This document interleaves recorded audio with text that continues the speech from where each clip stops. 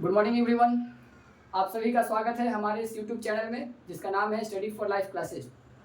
क्योंकि बहुत सारे कमेंट्स आ रहे थे कि मोशन का लेक्चर रिकॉर्ड किया जाए, ठीक है, तो इसीलिए हम लोग 9th क्लास का एक चैप्टर स्टार्ट किए, फिजिक्स का जो फर्स्ट चैप्टर है और वो है मोशन।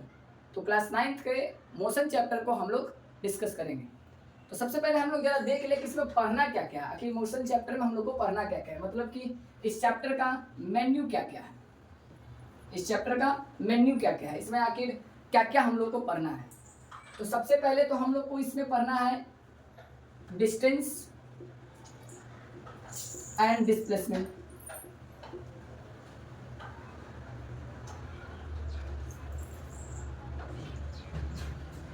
डिस्टेंस एंड डिस्प्लेसमेंट पढ़ना है। फिर क्या पढ़ना है, average speed and average velocity.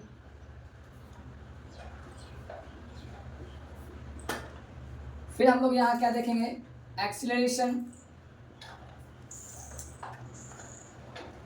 और इसके न्यूमेरिकल्स को देखेंगे।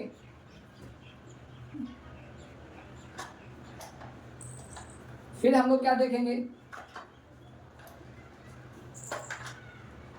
Distance and time, distance and velocity, distance versus velocity time graph देखेंगे।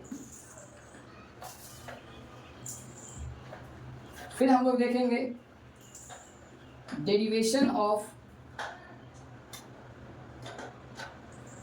इक्वेशंस ऑफ मोशन और लास्ट में हम लोग पढ़ेंगे सर्कुलर मोशन के बारे में। तो ये रहेगा हमारे चैप्टर का मेन्यू। क्या क्या है, तो डिस्टेंस एंड डिस्प्लेसमेंट पढ़ेंगे, average speed and average velocity पढ़ेंगे, एक्सीलरेशन और उसके न्यूमेरिकल्स को देखेंगे। जो ग्रेड 9th है, यहाँ से न्यूमेरिकल्स थोड़ा ज़्यादा इंपॉर्टेंट हो जाते हैं, यहाँ से क्वेश्चन जो है वो न्यूमेरिकल आना चालू होते हैं। डिस्टेंस और वेलोसिटी टाइम ग्राफ देखेंगे हम लोग, डेरिवेशन देखेंगे, मोशन के इक्वेशंस को हम लोग पढ़ेंगे, क्या क्या उसके इक्वेशंस हैं और उनके वो कैसे आए हैं, उनको ड्राइव करना सीखेंगे। और सबसे लास्ट में हम लोग क्या कर लेंगे, सर्कुलर मोशन पढ़ेंगे, ठीक है। तो हम स्टार्ट करते हैं मोशन से। तो सबसे पहला तो सवाल ये आता है कि मोशन क्या है, व्हाट इज मोशन। तो मैं पूछता हूँ, क्या मैं अभी मोशन में हूँ? तो आपके तरफ से कुछ लोग कहेंगे हाँ, कुछ लोग कहेंगे ना। तो मैं अभी रुका हूँ। अच्छा, मोशन को हम मूवमेंट से रिलेट कर लेते हैं फिलहाल, ठीक है। तो मैं अगर रुका हूँ तो मैं पूछता हूँ आपसे, क्या मैं मोशन में हूँ? तो आप कहेंगे नहीं। मगर अगर मैं चलना चालू करूँ, अगर मैं चलना चालू करूँ और पूछूँ कि क्या मैं मोशन में हूँ, तो आप कहेंगे कि हाँ, आप मोशन में हैं। तो मेरा सवाल ये है कि जब मैं रुका था तो मैं मोशन में नहीं था, तो कैसे ये पता चला? और जब मैं चलने लगा तब मैं मोशन में हूँ, ये कैसे पता चला? तो कुछ तो आपने रिलेट किया होगा। अगर मैं यहाँ चल रहा हूँ तो आप बोल रहे हैं कि मैं मोशन में हूँ, तो आखिर ऐसा क्या पैरामीटर है जिसका इस्तेमाल करके आपने बोला कि मैं मोशन में हूँ? तो पैरामीटर है रेफरेंस पॉइंट। पैरामीटर क्या है? Reference point. आप ये देखें, आपने ये देखा होगा कि इस बोर्ड के रेस्पेक्ट में मेरा पोजीशन चेंज हो रहा है, तो आपने कह दिया कि मैं मोशन में हूँ। मगर जब मैं रुका हूँ तो मेरा पोजीशन जो है वो चेंज नहीं हो रहा है, तो आप कह दिए कि मैं मोशन में नहीं हूँ। मतलब कि ये जो रेफरेंस पॉइंट बहुत ज़रूरी है एक मोशन के लिए। मोशन है क्या? तो motion is change in position with respect to some reference point. अगर कोई बॉडी अपने पोजीशन को चेंज करेगा कुछ रेफरेंस पॉइंट के रिस्पेक्ट में, तब उसे हम क्या कहेंगे? मोशन कहेंगे। यहाँ पे रेफरेंस पॉइंट बहुत जरूरी है, बिना रेफरेंस पॉइंट के मैं मोशन नहीं मान सकता। कैसे? एग्जाम्पल समझते हैं। जैसे आप ट्रेन के अंदर बैठे हैं, ट्रेन चल रही है, तो ट्रेन के सीट के रिस्पेक्ट में क्या मैं मोशन में रहूँगा? आप बैठे हैं, आप मोशन में रहेंगे? तो नहीं रहेंगे। क्यों? क्योंकि सीट को अगर मैं रेफरेंस पॉइंट मानता हूँ, रेफरेंस पॉइंट का मतलब कि वो पॉइंट जिससे मैं कंपेयर कर रहा हूँ, जिससे मैं कंपेयर करूँगा उससे मैं क्या कहूँगा? रेफरेंस पॉइंट कहूँगा, ठीक है। तो अगर मैं ट्रेन में बैठा हूँ, सीट पे बैठा हूँ, तो सीट अभी मैं बैठा यहाँ से, तो जहाँ पे है सीट अभी 2 घंटे के बाद भी हम वहीं पर हैं, उसी सीट पे हैं, तो सीट के रिस्पेक्ट में हमारा पोजीशन चेंज नहीं कर रहा है। अगर मैं अपने पोजीशन को किसी दूसरे जो ट्रेन से बाहर स्टेशन से अगर मैं रिलेट करूं तब मैं मोशन में हूं। तो एक ही व्यक्ति मोशन में है या नहीं वो इस बात पे डिपेंड करता है कि मैं रेफरेंस पॉइंट क्या ले रहा हूं।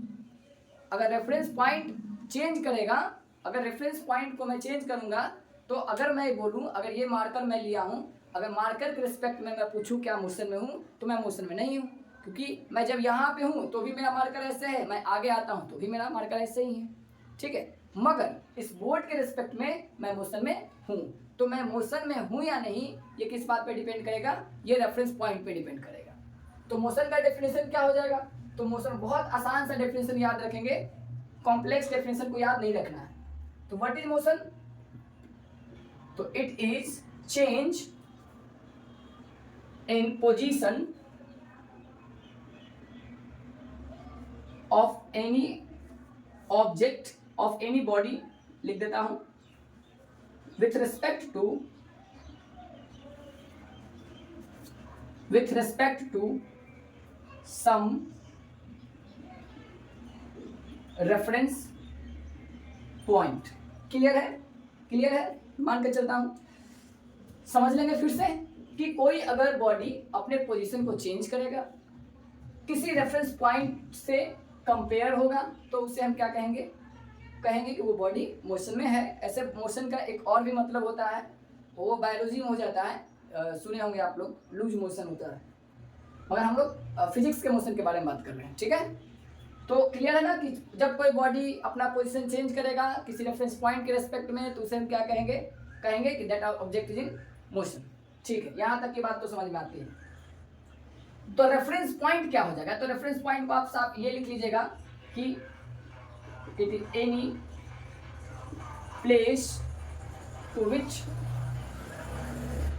विच motion of a body is related. Clear है ना, रेफरेंस पॉइंट क्या है, एक प्लेस है, ये प्लेस हो सकता है या ये कोई ऑब्जेक्ट हो सकता है ना, जिससे आप किसी ऑब्जेक्ट के मोशन को रिलेट करेंगे उसे हम क्या कहेंगे, उसे हम कहेंगे रेफरेंस पॉइंट। और मोशन होने के लिए रेफरेंस पॉइंट का होना जरूरी है, ठीक है। तो मोशन हो गया। अब हम लोग स्टार्ट करते हैं जरा डिस्टेंस के बारे में और डिस्प्लेसमेंट के बारे में। अब इसके बारे में बात करेंगे हम लोग कि क्या होता है डिस्टेंस और क्या होता है डिस्प्लेसमेंट, ठीक है। यहाँ तक की बात क्लियर है ना। अब नया टॉपिक हम लोग स्टार्ट करें, डिस्टेंस एंड डिस्प्लेसमेंट। समझाता हूं आपको डिस्टेंस एंड डिस्प्लेसमेंट, बहुत आसान तरीके से समझना है। क्या समझना है कि जब भी चेंज इन पोजीशन,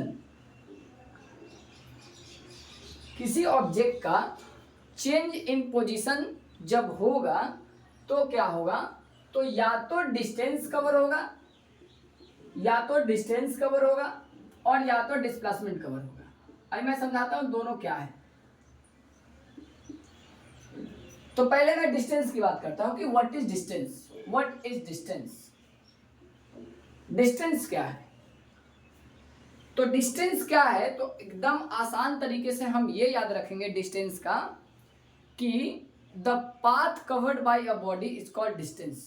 कोई भी बॉडी जब भी मोशन करेगा, जब भी चलेगा तो कुछ ना कुछ डिस्टेंस कवर करेगा ही, है ना। अभी मैं यहाँ चल रहा हूँ तो मैं डिस्टेंस कवर करूँगा ना। तो डिस्टेंस क्या है, the actual path covered by a body is called distance. कोई भी एक बॉडी जो पाथ कवर करता है उसे हम क्या कहते हैं, डिस्टेंस बोलते हैं। तो मैं यहाँ पे लिखता हूँ डिस्टेंस का डेफिनेशन। क्या लिख रहा हूँ मैं, द एक्चुअल, एक्चुअल माने total, path covered by a body is called distance।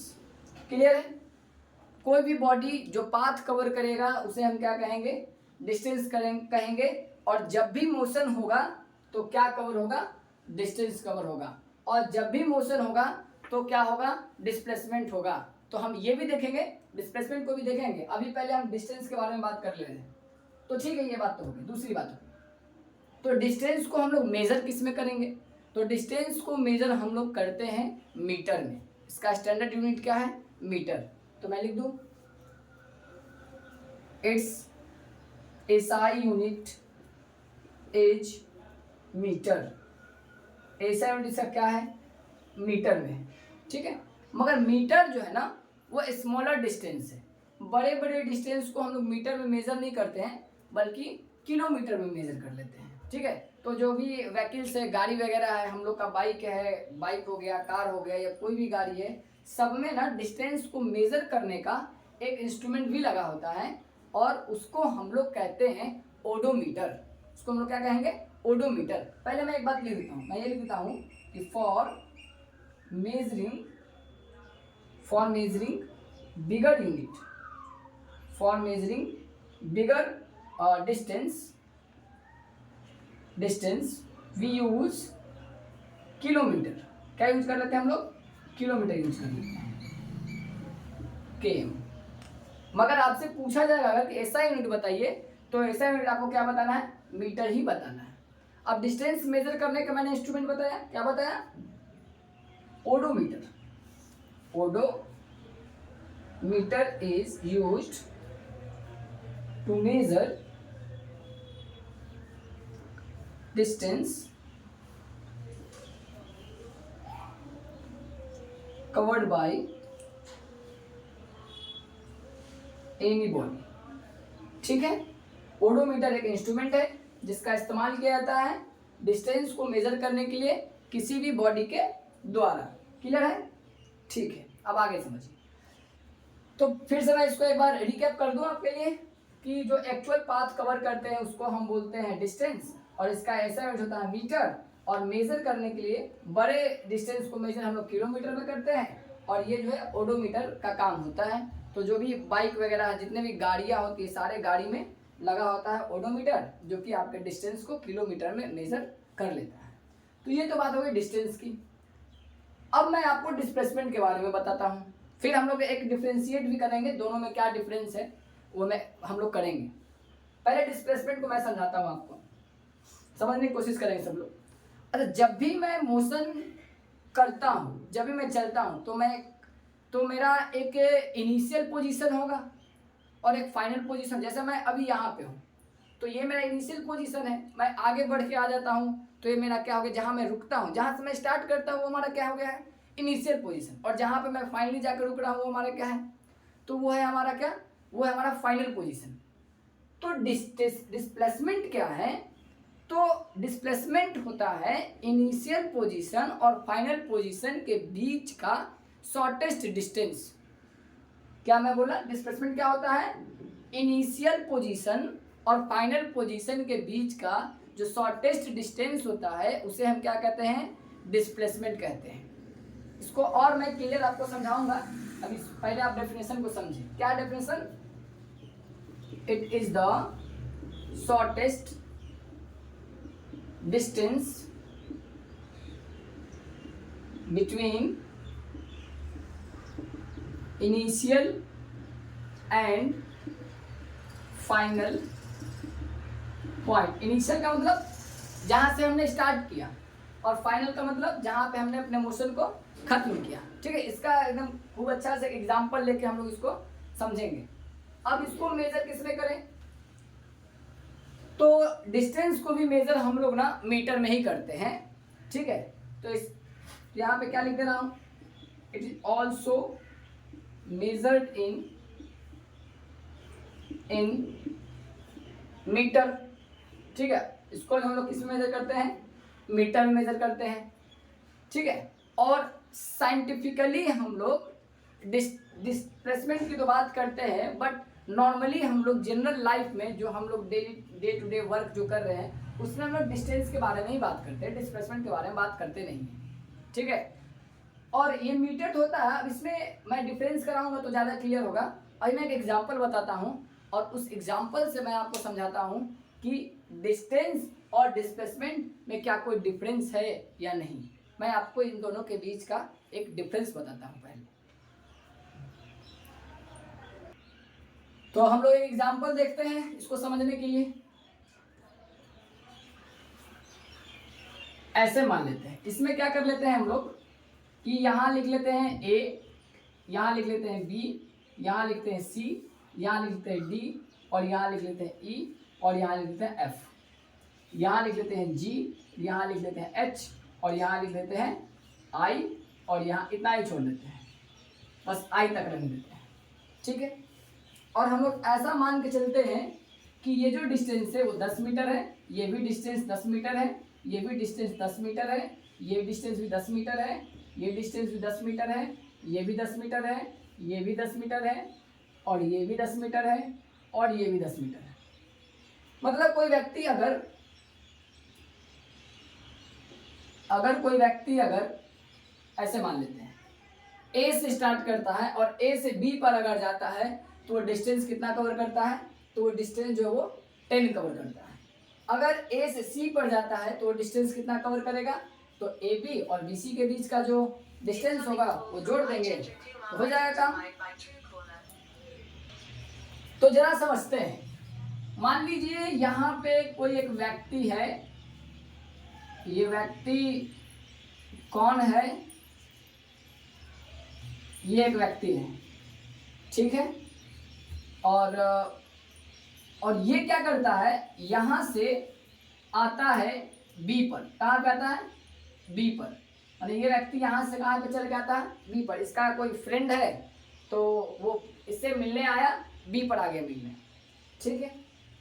तो जब ये व्यक्ति यहाँ पे आ गया, इस बी पोजीशन पे यहाँ पे ये व्यक्ति जब आ गया, यहाँ हम लोग निकालते हैं डिस्टेंस, और यहाँ हम लोग फाइंड करते हैं डिस्प्लेसमेंट फाइंड करते हैं हम लोग। तो डिस्टेंस मैंने क्या बोला था आपको कि कोई बॉडी जो एक्चुअल पाथ कवर करता है वही क्या है, डिस्टेंस है।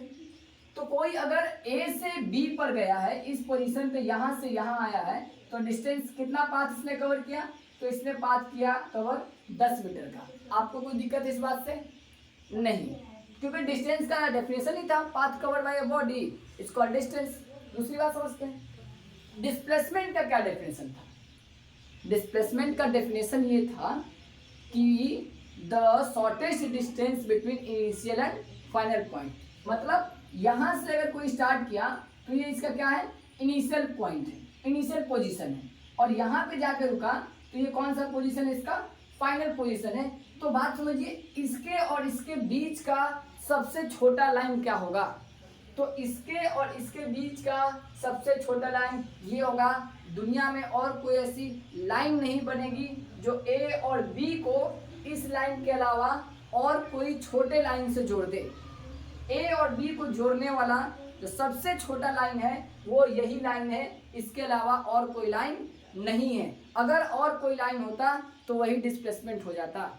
तो यहाँ पे इसका डिस्प्लेसमेंट भी क्या हो गया, 10 मीटर। बट यहाँ पे एक बात ध्यान देना है, ध्यान यहाँ ये देना है ना कि जो डिस्प्लेसमेंट होता है ना वो डायरेक्शन बेस्ड होता है, और जो हमारा डिस्टेंस होता है वो डायरेक्शन बेस्ड, उसको डायरेक्शन वगैरह से कोई लेना देना नहीं है। बट डिस्प्लेसमेंट में डायरेक्शन लग जाता है, तो इसीलिए हम ये बोल देते हैं कि इसका डिस्प्लेसमेंट 10 मीटर तो है, बट किधर है, तो टुवर्ड्स बी है।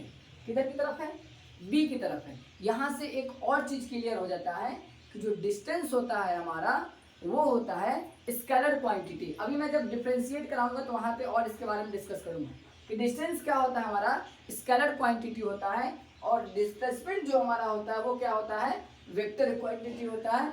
अब वेक्टर क्वांटिटी, स्केलर क्वांटिटी मैं अभी आपको जब डिफरेंस करूँगा तो बताऊँगा। पहले हम लोग ये सीखें कि डिस्टेंस निकाल कैसे रहे। तो ये इस एग्जाम्पल से आपको क्लियर है। चलिए तो ठीक है, अब दूसरा एग्जाम्पल देखते हैं। अब ये व्यक्ति जो क्या हुआ कि इस ए पोजीशन से ये ए से कहाँ चला गया, वो ए से चला गया ई पर। ए से कहाँ चला गया, ई पर, और ई से क्या हुआ, ई से यहाँ से गया ई के पास, वहाँ पे इसका कोई फ्रेंड था, फ्रेंड से मिलना था, चला गया। यहाँ जाने के बाद उसको याद आया अरे हम लोग का एक दोस्त तो सी पे ही रह गया, उसको भी बुलाना है। तो ये व्यक्ति जो है यहाँ से फिर वापस चला आता है, कहाँ पे, सी पर, यहाँ पे चला है। ठीक है, बहुत आसान सा बात फिर से समझेंगे।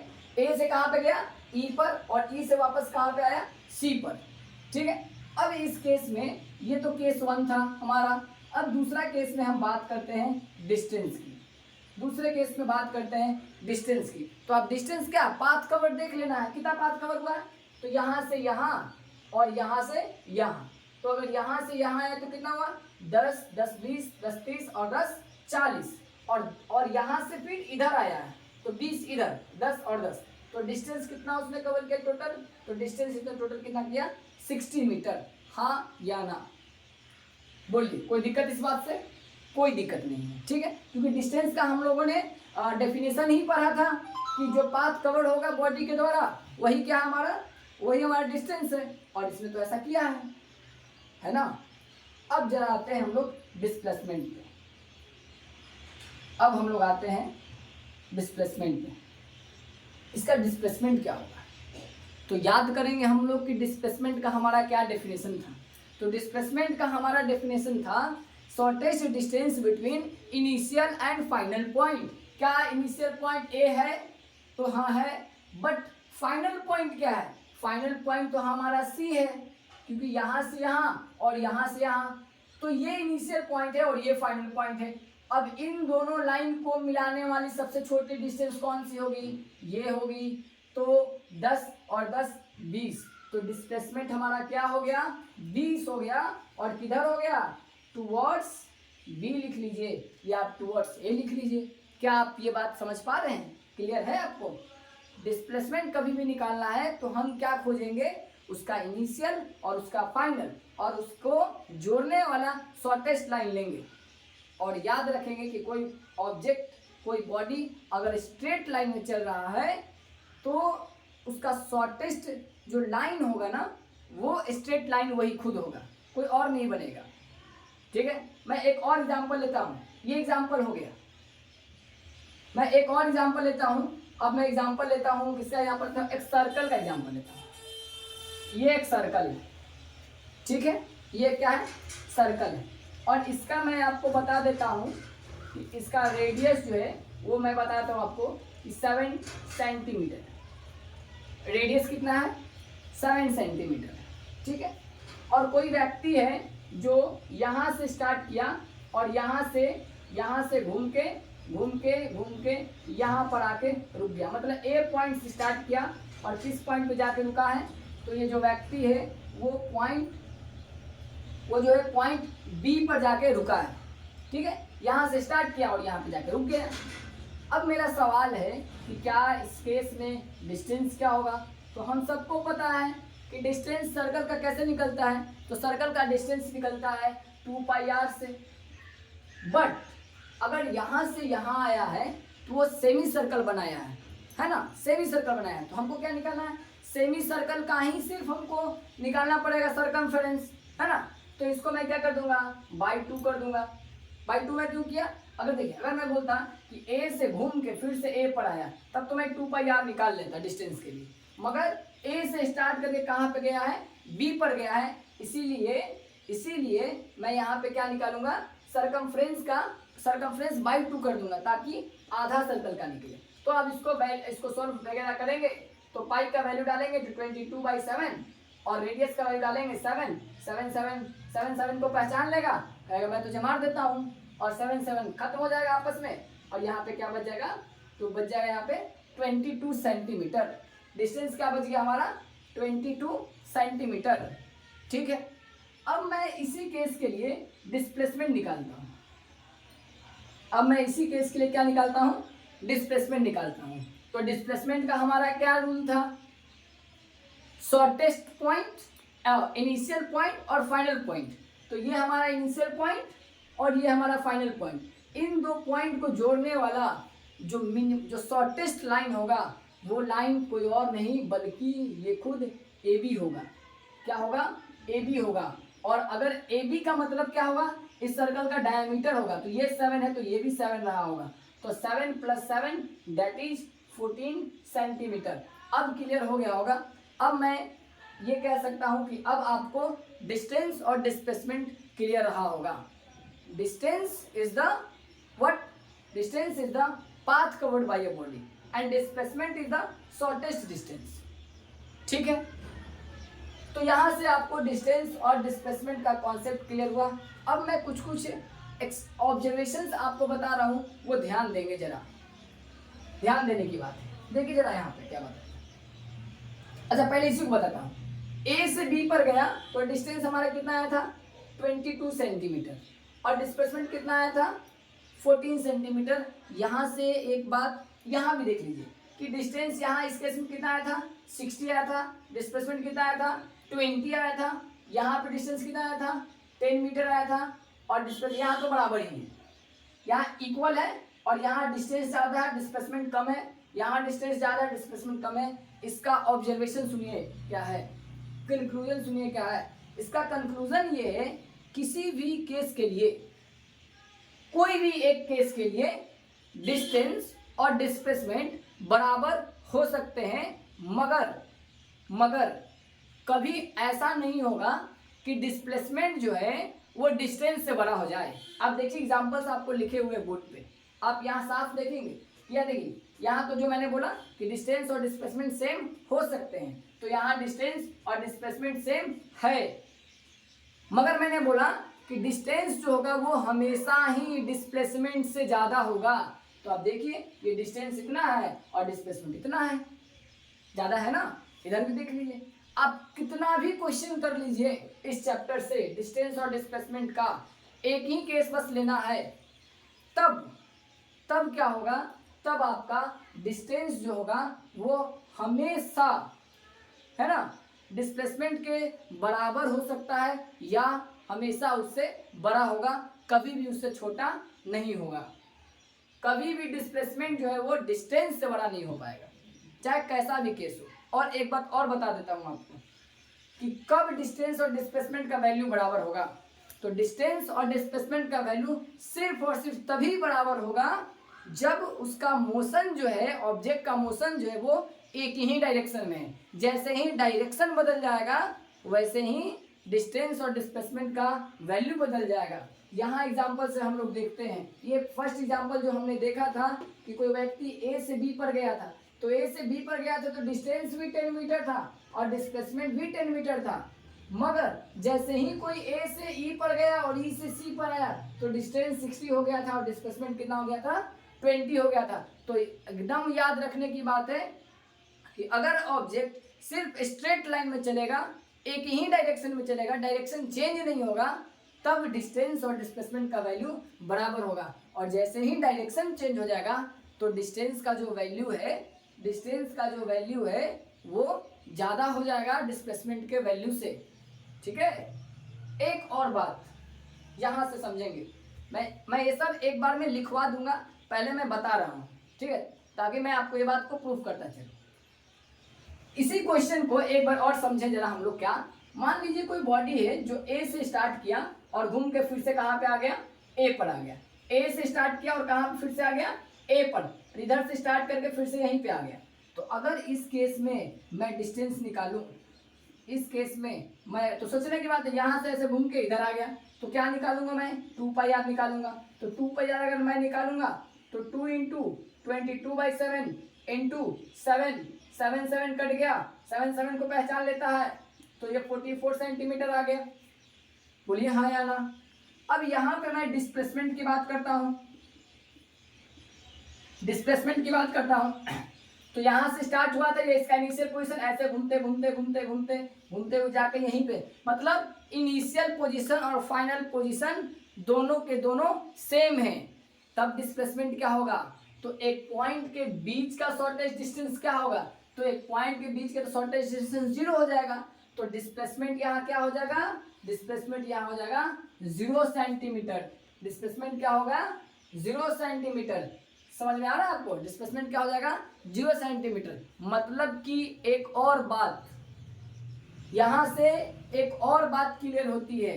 क्या क्लियर होता है, तो ये बात क्लियर होता है कि जब भी कोई ऑब्जेक्ट मोशन करेगा तो वो कुछ ना कुछ डिस्टेंस कवर करेगा, मगर जरूरी नहीं कि वो डिस्प्लेसमेंट भी कवर करेगा।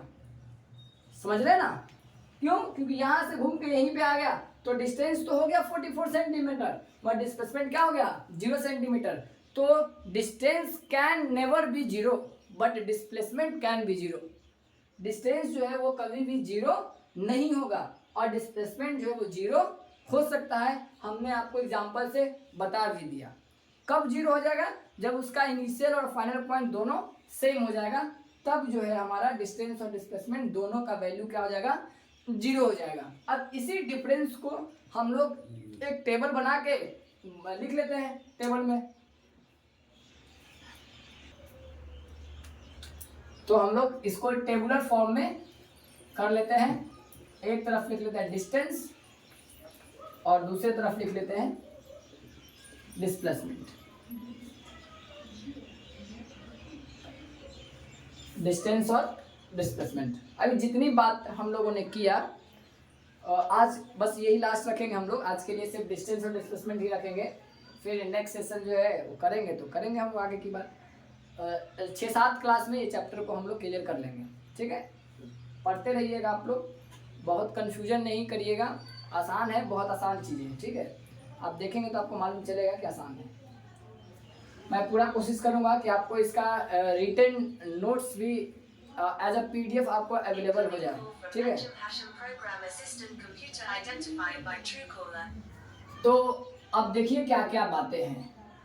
सबसे पहला बात क्या है? डिस्टेंस क्या है? तो हम लोगों ने जो लिखा बस उसी को कर लेते हैं यहाँ पे। तो it is the actual path covered by a body. ये क्या है? It is the shortest distance between initial and final position। ठीक है, दूसरा बात क्या है? It is scalar quantity.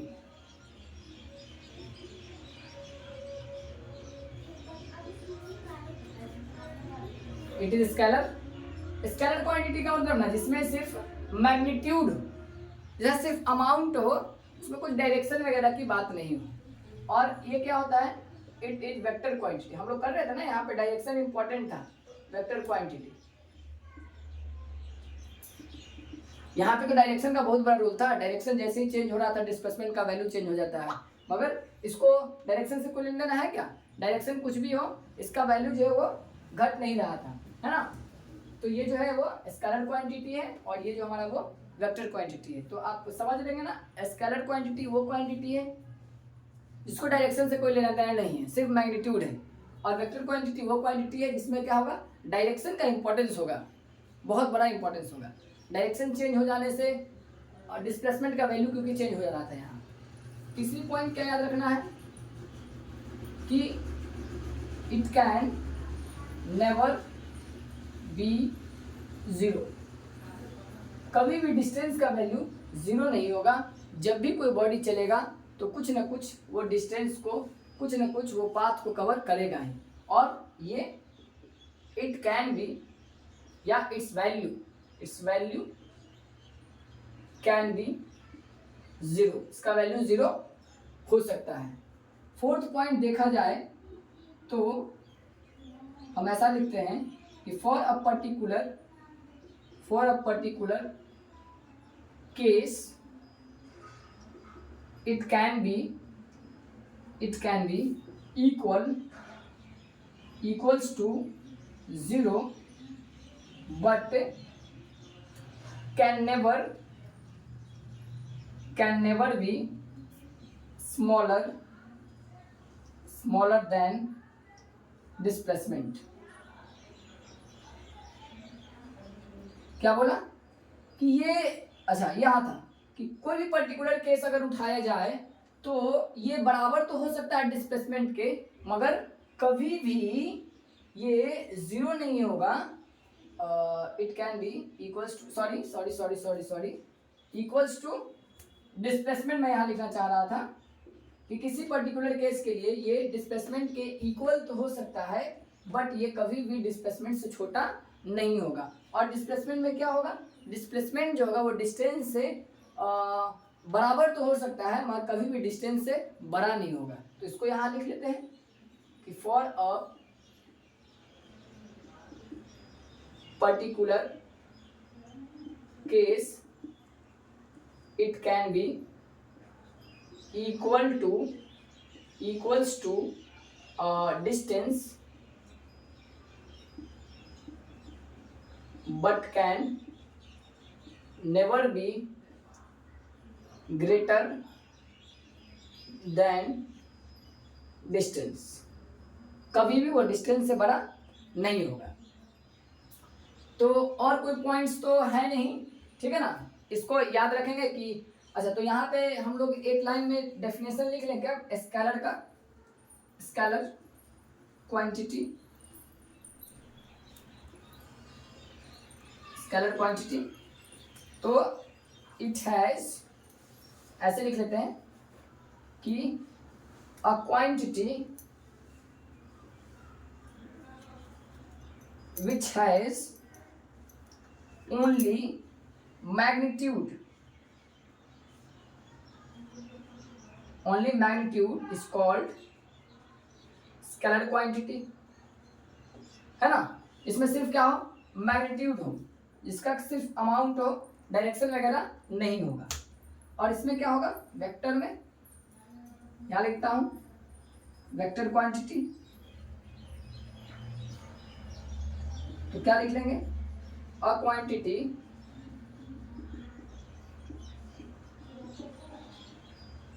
which has magnitude as well as direction is called a vector quantity। ठीक है, तो ये आज का सेशन हम लोग का हो गया। इसमें हम लोगों ने मोशन का डेफिनेशन किया, क्या क्या पढ़ना है ये किया, डिस्टेंस और डिस्प्लेसमेंट डिफरेंशिएट किया, कुछ हम लोगों ने न्यूमेरिकल्स किए, 2 न्यूमेरिकल्स अप्रॉक्स हम लोगों ने किया। फिर जब अगला सेशन हम लोग का होगा तो उसमें हम लोग एवरेज स्पीड और एवरेज वेलोसिटी के बारे में बात करेंगे। तब तक के लिए आप सभी का धन्यवाद।